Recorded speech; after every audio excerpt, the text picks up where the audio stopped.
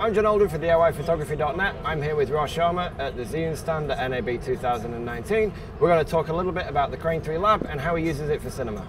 DIY Photography's coverage of NAB 2019 is sponsored by SERP, Better Films, Artlist, the best music for your videos, Storyblocks, Create More, Spiffy Gear, Lighting for Storytellers, and B&H, the professional source.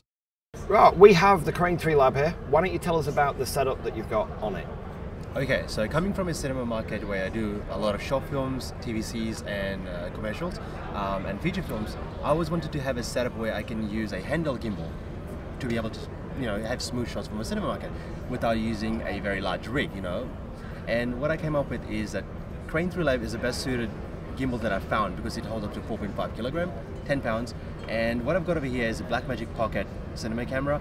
I've got it on a small rig cage. I've even put a matte box on it. I've got a full metal housing Voigtlander f/0.95 lens, which is a cinema lens. It looks amazing. And of course, data wrangling, I put everything back on my Angel Bad media card. Works really well. So this actually works really well for me for the cinema stuff, because a lot of cameras, DSLR cameras, they don't have ND filters, built-in ND filters. And having a screw-on ND filter is very hard to adjust. And to get professional ND filters, it's all in square or, so for us to do that, we need a matte box. Having this bright tangerine matte box with snap-on was just a perfect choice. Yeah, and it doesn't get too front heavy with the matte box, you can still pull it back. No, far not enough at all. to So balance. if we turn this on, it will be quite balanced. Takes a couple of seconds to turn on and there we go. Camera's ready to go. Perfect. Yeah. Brilliant. So what other cameras are you using with this that you wanted to use the Pocket CInema Camera? Yeah, so I've actually used a Canon 5D with it, normally put a GH5 on as well with it. The GH5, the Canon and the Sony's actually also is programmed with our gimbal, so you can see whatever footage you're filming onto the mobile phone as a display monitor. You can actually use it as a display monitor or a off-screen monitor, so you can give it to someone else for focusing, zooming. It makes it really easy. Oh, so you can remote focus pull from the phone? Yeah, correct. Oh, wow. You can zoom and focus from your monitor. I haven't tried that yet. So it's really cool.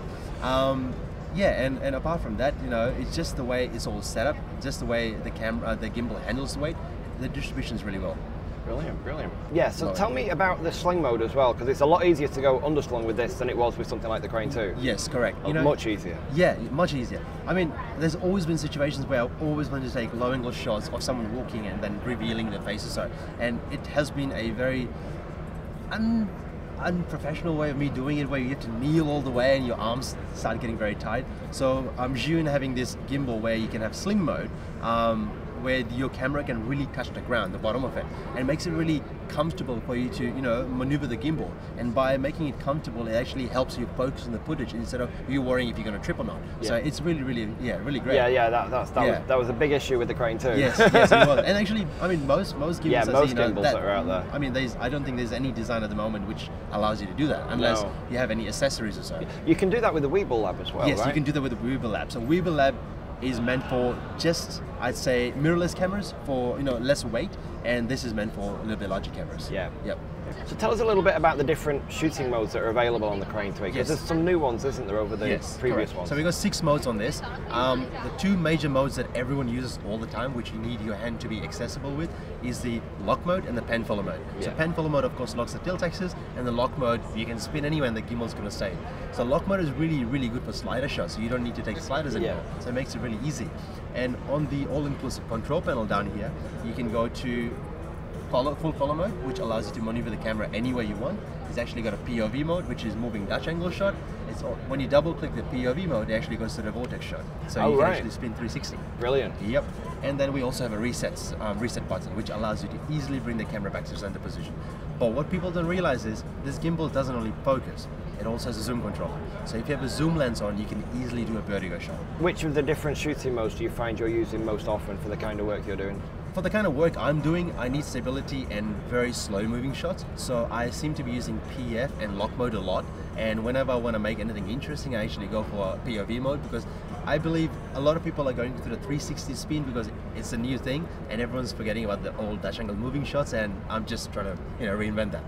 Yeah, brilliant, brilliant. Well, thank you very much, sir. Thank you very much. Nice having you. I'm John Alden for DIYPhotography.net. We're here at NAB 2019 on the Zhiyun stand. We're going to keep looking around, but check out the link in the description below. We're giving away over $8,500 worth of cinema goodies. Thanks for watching. We'll see you next time.